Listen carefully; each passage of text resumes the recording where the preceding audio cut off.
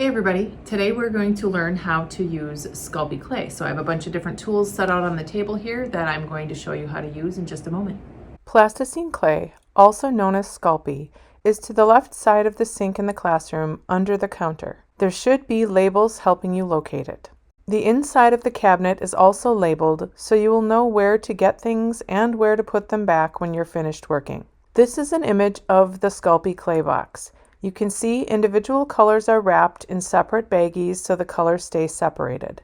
Please make sure that you use all your marbled clay or separate the colors once you are done working. When you're done, you have to put the sculpy in a plastic Ziploc bag, roll all the air out of it, and then you actually have to close the bag to make sure there's no air in it, because the more the air gets at the oil in the sculpy clay, the less it's going to work.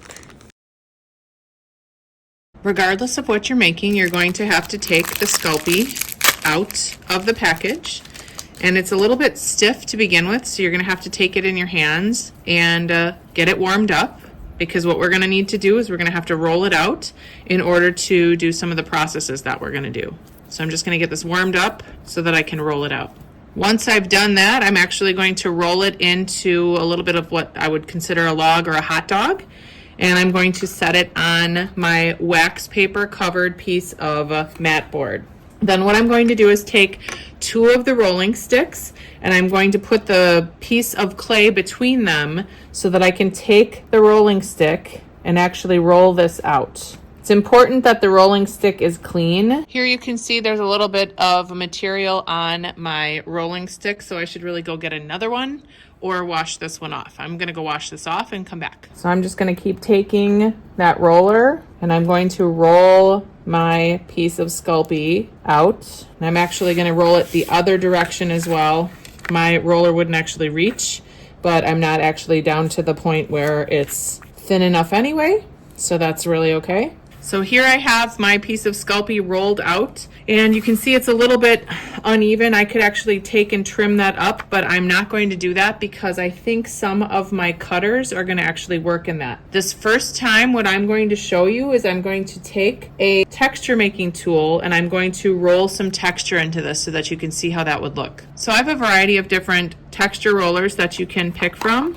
This is one of the packs here. I actually selected a different roller that I'm going to use. I just wanted you to see that they came in these plastic containers that we're going to put them back in when we're done. So I'm just going to take my roller and I'm actually going to put my sticks a little bit closer so that it rolls on them the entire time. And I'm going to take my roller and I'm going to push pretty hard as I go through, and hopefully what you'll notice if I zoom in on this is the texture that was created with the roller I just used. So as you can see here, I have a bunch of different cutters. I even have other cutters in another container like this. They actually almost look like cookie cutters. And I'm going to place these on the clay where I can see they work. Because I have a pretty specific pattern and it's not random, I'm probably going to want to center these so that the overall piece looks really well done when it's finished and it looks like it all works together. So I'm going to put that one about there. I like this shape, so I'm going to put this shape. Actually, I'm going to put this one upside down so that I have that one about there. And I may have to play around with where I'm going to put these to see how many of these different shapes that I can get on here, because I want to use as much of this clay as possible. And maybe what I'll do is move this one over because this oval seems like it's a little bit stronger. And I'm really trying to be careful not to get my fingernails into the clay itself because I don't want to make any more marks on here than I have to. So here you can see I have a lot of clay left over. That is actually why I talked about these cookie cutter shapes, because I figured I could go back in here and I could cut out a bunch of other shapes. Again, I don't want to waste as much of this clay as possible. So what I'm going to do now, after I make sure that they are centered, is I'm going to push my cutters down. Some of them, as you can see, are a cutter by themselves where I'm going to have to then figure out how I'm going to make it into a piece of jewelry. And others of the cutters, as you can tell in this one that I'm pushing on right now, is actually a bezel on its own. So I can just cut around that and then I'll actually fire it the way that it is, and that will be a finished pendant when I'm done. So again, I want to be careful how much I press into this. You can actually see I pressed a little bit and got the edges here, some of that texture didn't show as well. So that might be a better option on a different kind of clay when you're done using it. And I'll show you those other techniques in a little bit. So I'm just going to take what I have left over here, and I'm going to try to make as many shapes as possible with what I have. I'm also going to try to repeat some of these because that way I can make an earring. So on this one, I'm going to pull this out and I'm going to do another shape very similar to it so that I could make earrings out of that if I wanted to. I'm going to pull this one off. Oop, it came out with it. So I'm just going to take the back of my roller and I'm going to gently push that off. You can also see, so I got an imprint from the roller on there. That is something that you were going to have to be careful of. We may want to put like some Vaseline or a little bit of oil on here because that might actually make the cutter come out a little bit easier. Okay, that doesn't matter anymore because the texture kind of came out of that one. So what I'm going to do is I'm going to use this one again because it seemed to work a little bit better. I'm just trying to find, oopsie, which direction I can go here. So I'm going to go about like that. Oop, and that one came out again. You can see where I had the mold release, it actually came out a little bit nicer. So this is the mold release that I was talking about. It's just a spray can that we're going to use. And I think that's probably all I'm going to get out of this one.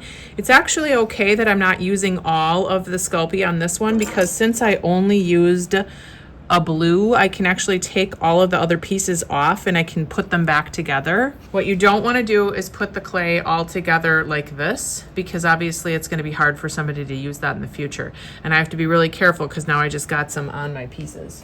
So the next thing that I'm going to do is I'm going to actually take my fettling knife, and this is just the same as the fettling knife that you would use in ceramics. We're going to cut around the shape and we can peel the clay off, and right here it's not actually stuck on that bale. I'm going to peel this off of here. Oops, I guess maybe I'm going to cut the rest of them out first. So I'm going to pull this one up and off of here, pull this one off, and then hopefully what I can do since I used wax paper is I can just pull just like you would pull if you were making sugar cookies.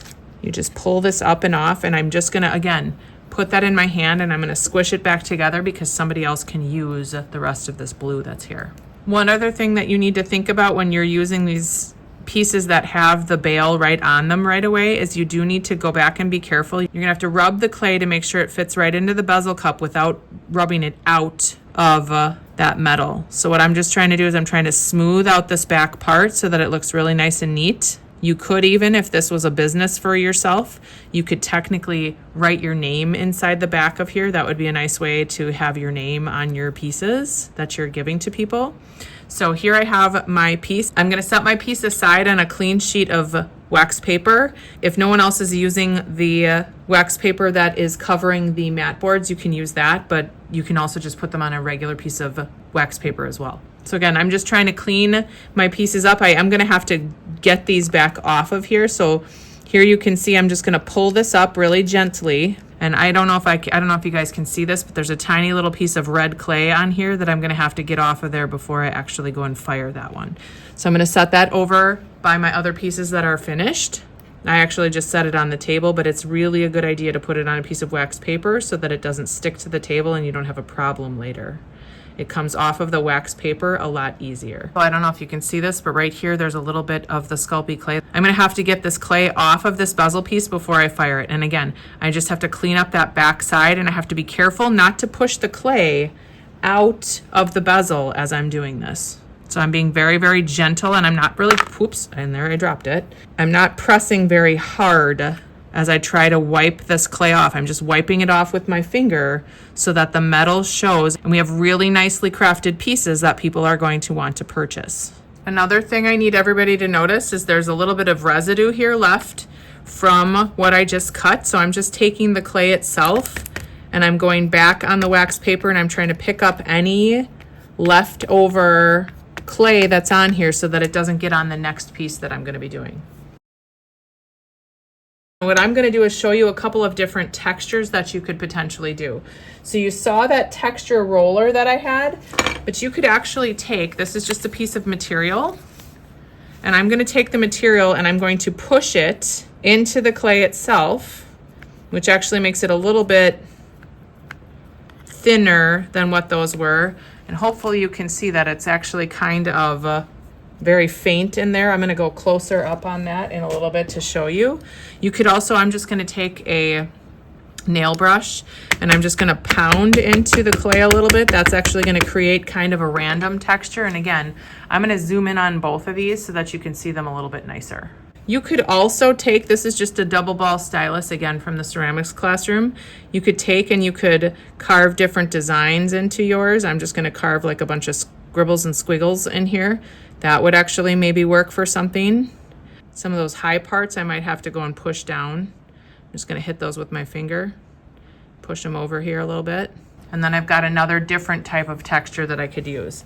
It kind of depends on what you like. And again, because this Sculpey clay has oil in it, you're gonna be able to like just reconstitute that back together. I'm just showing you different textures that you could potentially do.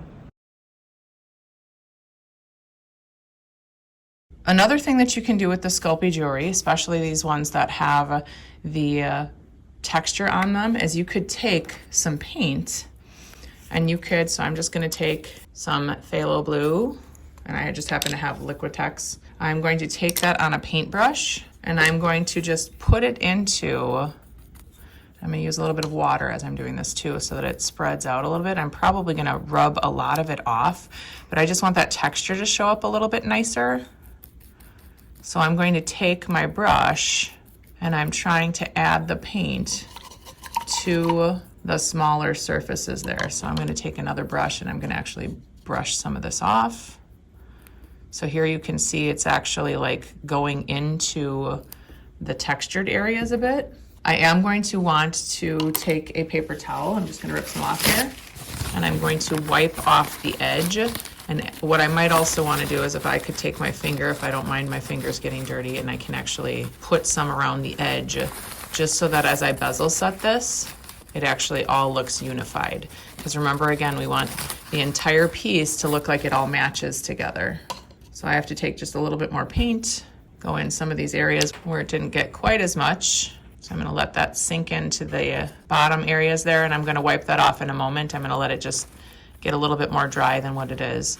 And I am gonna have to look at the bottom of this piece too, as I'm doing this. Again, we want the craftsmanship to look really nice and professional. And you can see I'm getting paint all over my hands.